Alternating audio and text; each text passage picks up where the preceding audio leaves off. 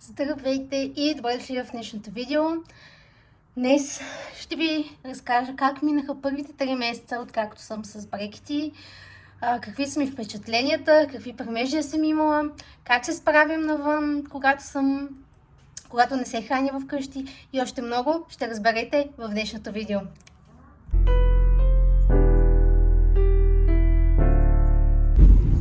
Здравейте и добре дошли с днешното видео. Познайте къде отивам. Отивам при моят ортодонт, защото ще ми поставят брекети на долната челюст. Един месец бях с брекети на горната и месец по-късно сега ще поставим и на долната челюст. Дали съм развълнувана? По-скоро не, защото вече знам горе-долу каква е процедурата. Просто ми е интересно да видя дали ще фъфля, въобще как ще се чувствам и с брекети вече на двете челюсти.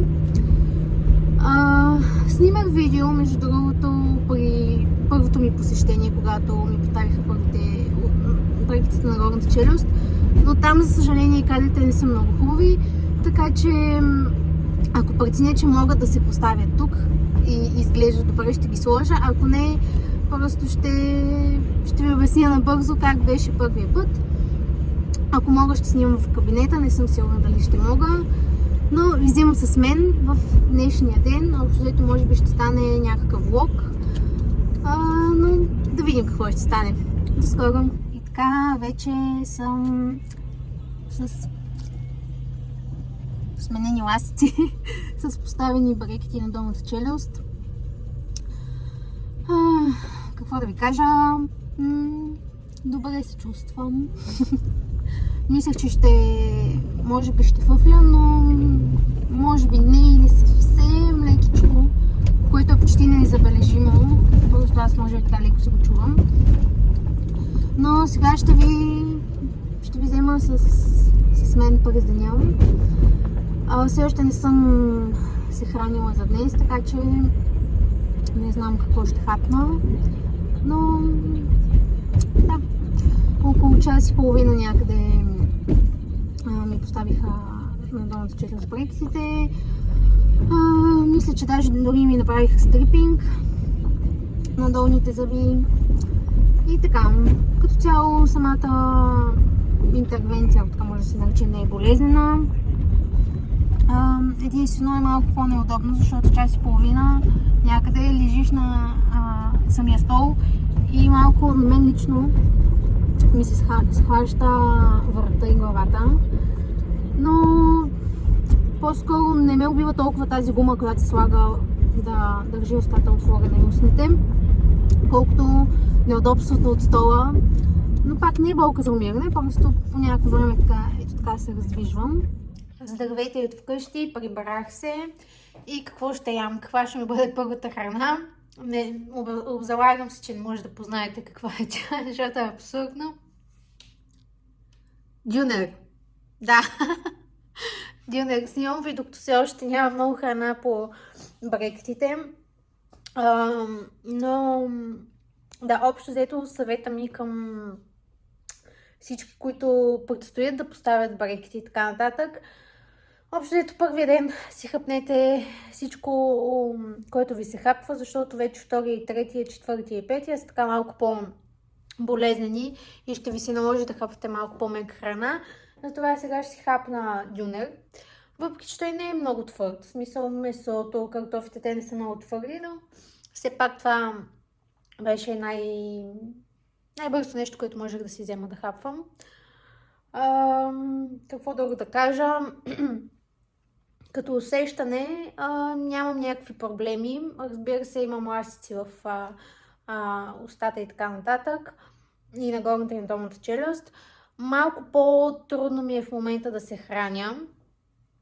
Все още ми трябва време да свикна с долните брекети. Но всичко друго мисля, че е окей и е наред. Просто предстои няколко дни вече да свикна с долните брекети. С горните вече тотално свикнах. И единствен път сложих восък на някой брекетче. но дори не съм пила обезболяващо, но реално това е строго индивидуално. Някой много по-висок праг на болка, друг по-нисък. Аз, често казано, бях се подготвила за малко по-голяма болка, но всъщност болка няма. Има дискомфорт, когато леко така започвате да си стискате зъбите или пък при малко по-твърда храна, тогава има някаква болка и това е първата седмица. След това изобщо няма абсолютно никакъв проблем да си хапвате дори малко по-твърди храни. Разбира се, ядки и такива по-твърди, наистина вече твърди храни не е добре да се хапват, но няма проблем, просто по-внимателно. Аз лично ядки не съм яла, но какво по-твърдо, не мога да сетя какво по-твърдо съм хапвала, но като цяло гледам да съм внимателна, но и не се ограничавам от храната, която ми се яде. Така че ще видя какво друго нещо ще се случи и ако има нещо интересно, ще ви го снимам. Ако не, просто може би ще паралея с някой друг ден. Здравейте! Днес ви взимам в един мой ден, в който съм в офиса. И да видим как се случват нещата, когато си с брекети, когато не си вкъщи. Нямаш това удобство след всяка храна да си миеш зъбите. И въобще всички тези неща ще ги видите днес в един мой ден, в който не съм си вкъщи. И така, каква храна хапвам, притеснявам ли се от нещо. Да видим. Останете до края. Часът е 11 без 10 и аз сега ще хапвам, ще закуся всъщност. Имам чайче и съм седела фурнети. Тоест, когато съм си вкъщи, не закусвам обикновено кисело мляко, совестни ядки, но сега се възползвах да се взема нещо не много здравословно. Но пък, защо не?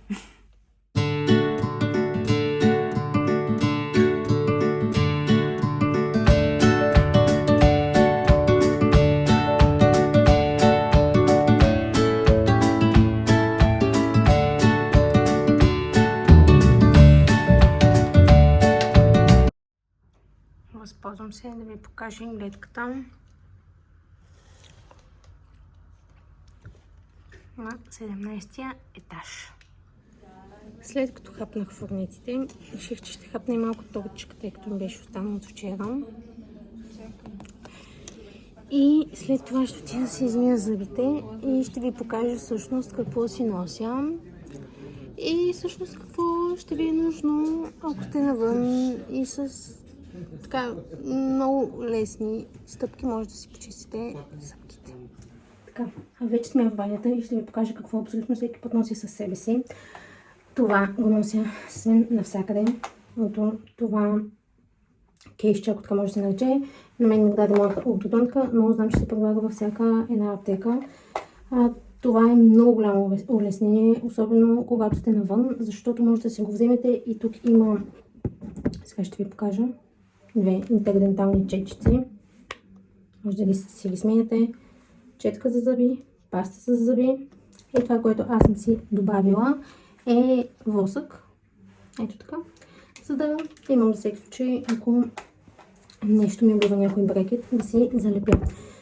Другото нещо, което е така малко по-смешно, което нося само в офиса и разбира се го използвам вкъщи, е моят зъбен душ. Нося го, защото просто много добре ми помага да поддържам моралната си хигиена и това за мен е много голямо улеснение, особено когато цял ден не съм си вкъщи. Аз съм в офиса, извинявам се, но е много трудно да снимаш влог в такива условия. Така, ето сега ще ви го покажа набързо. Не знам, че може би е смешно, но така. Мен не ми е смешно, защото за мен това е изключително голямо улеснение. Ето на зъбния душ. Тази представка отгоре се сменя. А не, че се сменя, искам да кажа, че се изважда, така че ми е много лесно да го пренася. Навсякъде телефон ми се ходи, извинявам се.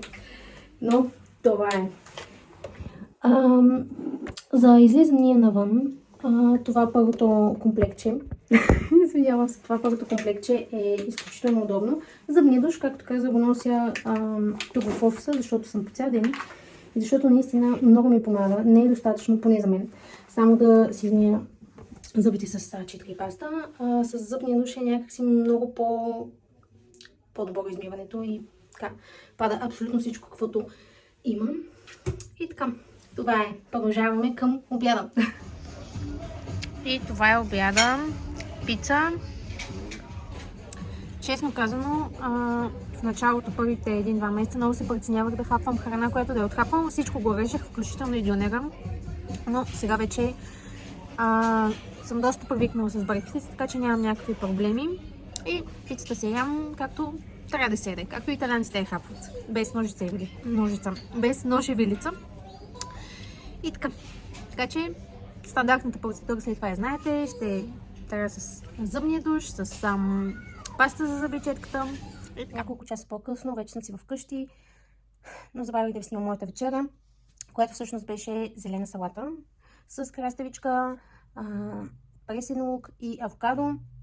По принцип салата и особено зелена салата или каквато и да е, като изключиме първо капрезе, избягвам да ям навън, защото може би не знаете, а може и да знаете, зелената салата е враг номер 1 на брекетите, защото буквално се заплита, оплита и става много тежко, ако я хапвате навън и съответно нямате четка, паста за зъби, интердентални чечици или зъбен душ. Просто, да, не е приятно. И затова аз лично избягвам да ям зелена салата навън или каквато и да е салата, пак казвам, с изключение на капрезе. Ям се вкъщи и вече е почти пролетно време някакво, така че е време за салата. И така, може би е редно да ви кажа всъщност и как протекоха първите 3 месеца, защото вече съм 3 месеца с брекети отгоре и отдолу. Всъщност отгоре 3 месеца, отдолу 2 месеца на долната челюст. Първия месец мина много добре. Почти не усетих, че съм с брекети. Никакво неудобство нямах с брекетите на горната челюст. Всъщност даже ми беше много приятно. Много се кефих. Да, отне ми така малко време да свикна, че всъщност имам нещо в устата ми. При всяко едно говорене, усмихване. Така беше... Изискваше се време да свикна с това, защото имах чувство, че нон-стоп ми се закача устната за брекета при всяка една усмивка. Просто самата ми лигавица, така мога да кажа, знам, че звучи много смешно, то наистина е така. Не беше свикнал с това, че вече не е гладка повърхността тук, а има брекети и така. Но даже не съм имала и почти нито една рана, мисля, че. Вече с долните брекети беше интересно положението, защото след като ми ги поставиха, започна да ми убива дъгата от дясната страна. Просто ми се беше забила най-отзад то вече не знам дали е венец или какво е в месото, просто се беше забил.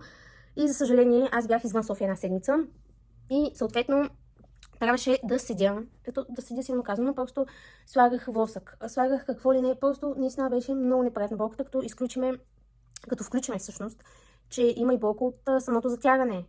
И между другото, сега вече след като съм ходила 2 пъти на просто да ми сменят ластиците и дъгата, след това болката не е чак, смисъл, дискомфорта не е чак толкова неприятен, но при самото поставяне на брекетите, всъщност първата седмица след като са ви поставили брекетите, определено ще имате много по-силна болка.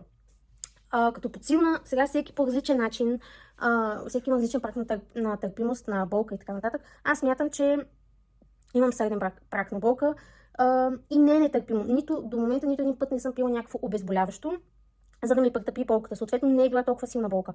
Но да, определено, след като ви поставят за първи път брекетите, ще имат първата седмица 2, ще имате така по-голям дискомфорт. Но вече на всяко затягане, на всяко последващо посещение, всеки месец и така нататък, болката няма да е чак толкова силна. Поне при мен беше така. Около една седмица имам някакво неразположение. Даже бих казала, че дори не е седмица. И не е чак толкова силно. Например, първия месец с горните брекети, още като се миех зъбите, просто самия допир на четката с зъбите и така леко, когато натисках малко повече, защото все пак аз трябва да изчистя зъбите си, просто беше силна болка, не нетърпима, но доста неприятна. Докато сега, след всяко натягане, няма проблем да си измия зъбите, не ме боли чак толкова. Примерно ако с език леко, да, и тук имам малко от салатата, но все пак съм така, исках да ви изплеям всичко. Простете ми за това, ако видите някакъв остатък от храна. Но това е истината реално. Сега нямам проблем, когато си ми е забити. Да, докъде бях стигнала? Бях стигнала до това, че при някакъв такъв, примерно, леко така с език да се натисна някой от там, да избутам също някой от зъбите, няма болка, докато първият път беше по-болезнено. Както и да е. Малко се разсейвам, но просто искам да ви споделя наистина важни и ценни неща, които биха ви помогнали. И които смятам, че ако аз гледах видеото, щяха да им бъдат от полза. Но така, бях извън, връщам се на ситуацията с долните брекети и с дъгата. Бях извън София, съответно една седмица седях с пита дъга в Веница. След това отидох да ми изрежа моята ортодонтка и съответно всичко беше наред. До следващата седмица, в която от лявата страна пък, както седях, бях на ресторант, може би хапвах така малко по-твърда краставичка и просто дъгата ми се извади от последния брекет. Съответно тогава беше в делничен ден, беше вечерта, следващите дни също бях в офиса, нямах възможност да отида до моята ортодонтка и няма да ви казвам просто какво се случи, само ще ви кажа, че си отрезах дъгата. И то също не я отрезах, аз съпругът ми помогна да се отрежа. Защото това не се прави. Искам да кажа, че това не е добре да се случва, но просто аз нямах друг избор. И съответно си представите как дъгата е изрязана до предпоследния брекет, съответно предпоследния зъб. И как то няма стопер, че по принцип слага стопер на края на дъгата, за да може, когато така минавате с език, да не ви се забожда езика в дъгата. Съответно аз нямах стопер и си представите как колкото и така максимално близко до зъба, до бреките да се беше опитал съпругът ми да изреже дъгата. Това няма как да стане, защото просто няма как да стане. И си представяте как езика ми всеки път, в който се опитвах нещо така, да си избутам дори храна между зъбите и брекетите, езика ми нон-стоп се набожеше на дъгата. Като добавим и факта, че сега може би не е уместно да ви покажа, но тогава моята ортодонтка от дясната страна, мисля, че беше, освен че имам дъга, имам и една тел, която е така, се преплита между четирите зъба, за да ги дърпа така назад. Съответно тази тел, извинявам се, ето така. Да, не се вижда, както и да е. Но тя също малко стърчи. И всеки път, в който правех, ето така, например, си набождах пак езика. И така. Това е първия. Всъщност е втория месец. Третия месец в момента. Всичко е наред с долните брекети. Но когато отидох да ми натегне брекетите, да ми натегне еластиците, да ми ги смени всъщност и да ми смени дъгите и така нататък. Първите 2 седмици, не знам поради каква причина, но ето тук горе отляво такава болка изпитвах. Все едно буквално пак дъгата ми се впиваше в венеца и също време и в бузата. И общо взето в момента положението е такова, че езика ми е набоден. Но то се свиква вече, даже в един момент, даже точно преди малко, понеже преди няколко дни ми падна стопера. И до такава степен си набодах езика, че не знам как просто до момента не съм си го скъсала, защото просто в един момент свикваш. Като добавим и това, че заради дъгите, съответно, когато стоперите ми са паднали или каквото и да се случва, самите дъги, когато са изразени, защото в момента съм с дъги до предпоследните зъби и от двете страни. Дъгите също ми се впиват в бузите по някой път и от тях ми стават рани. В момента почти и от двете страни на бузите. Не бих казал, че имам рани в устата, но да, усеща се, че има нещо. Но само да ви успокоя, че всички тези неща не са чак толкова болезнени. Може би звучи много по-болезнено, отколкото е всъщност. Но аз съм така малко повече, обичам да си споделям, може би за някои хора това е мрънкане, но след като аз го изтърпявам, значи наистина не е болка за умиране.